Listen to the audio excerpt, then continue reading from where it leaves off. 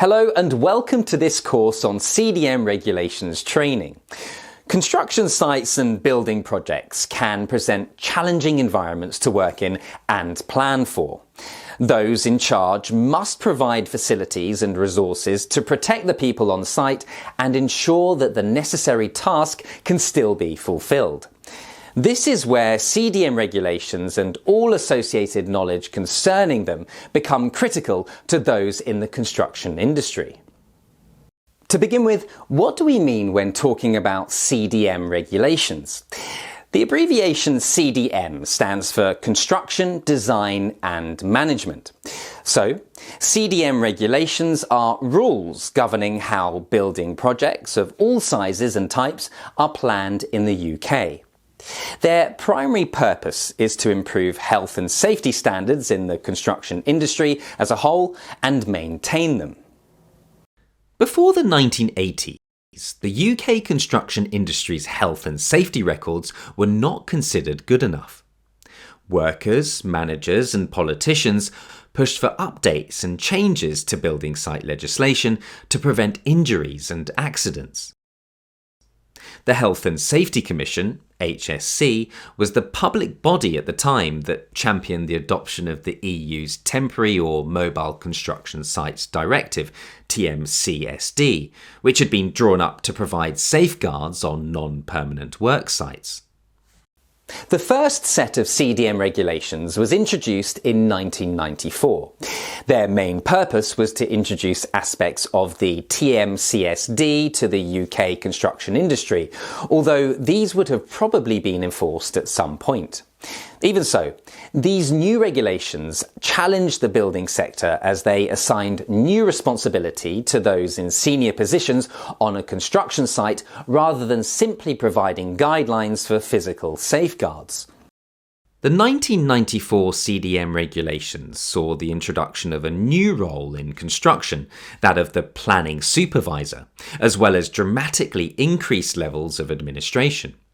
This eventually led to multiple criticisms of the regulations, such as lack of focus is placed on the client's needs, over-complex instructions and restrictions, minimal guidance for planning supervisors, too much paperwork and red tape. The dissatisfaction regarding the shortfalls of the 1994 CDM regulations led members of the construction industry to highlight them continually and for the matter to be escalated to government members. This eventually led to them being superseded by the Construction, Design and Management Regulations 2007 or just CDM 2007. These were brought into effect on the 6th of April 2007 and had a very different emphasis built into them based on better regulation concepts used at the time. CDM 2007 placed new emphasis on input from a client as well as more effective allocation of resources by the planners. The regulations encouraged this by making it clear what was expected of duty holders, enabling flexibility with contractual arrangements, emphasising the need to plan rather than just see the administration as a chore, underlining the need to communicate and coordinate teams, simplifying how duty holders assess competencies and progress. Even with these changes, it was still felt that more improvements could be made to CDM 2007.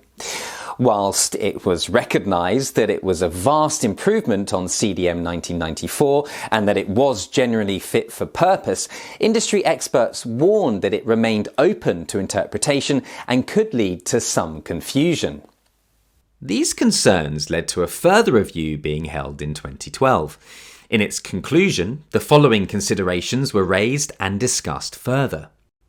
CDM 2007 had not reduced administration and paperwork as much as had been hoped. Approaches that the industry was taking toward competency assessments were inefficient and caused needless additional work. Activities during pre-construction phases were not coordinated well and often caused problems during later stages. Around this time, a UK government initiative called the Red Tape Challenge was launched to check the effectiveness of existing regulations. In 2013, the UK government was also attempting to improve the national status of the construction industry with a more enlightened and flexible approach. These programmes, along with ongoing health and safety reviews, prompted the next stage of evolution for the CDM regulation.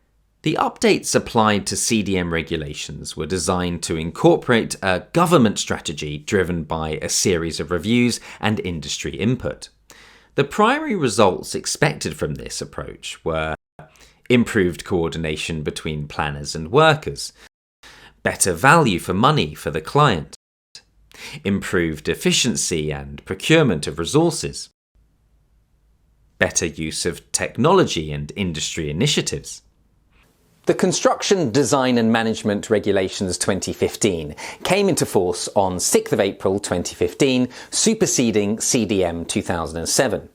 It is also known as CDM 2015 as well as simply just the CDM Regulations because it remains the current version that is followed and adhered to by the UK construction industry. The current version offers guidance on what needs to be involved in a construction project to ensure the health and safety of all involved. Injuries, fatalities and accidents on construction sites must be reported by law. Statistics maintained by the UK's Health and Safety Executive, HSE, and sourced from records by the Reporting of Injuries, Diseases and Dangerous Occurrences Regulations, RIDDOR, can supply a high-level view of trends involving these incidents. This can be used to measure the effect that CDM regulations have had over the years. Although workplace injuries and fatalities still occur on construction sites, they have decreased dramatically since the first set of CDM regulations was introduced in 1994. This trend has continued into present times and remains a constant right up to the most recent years. Whilst it cannot be proven that this is due to any set of CDM regulations or even how much they have influenced the figures, a positive effect from them seems to be achieved. Whatever personal opinion those in the construction industry have about current CDM regulations, there is no doubt that they have had at least one very positive effect in this sector. They have certainly helped to raise awareness of the health and safety concerns that exist on building sites. They have also helped improve communication and coordination between construction teams and work planners.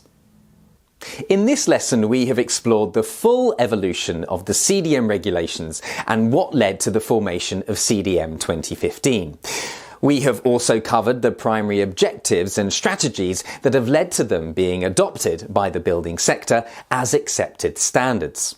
Keep on watching, and we'll start to explore the details of the regulations themselves. See you soon.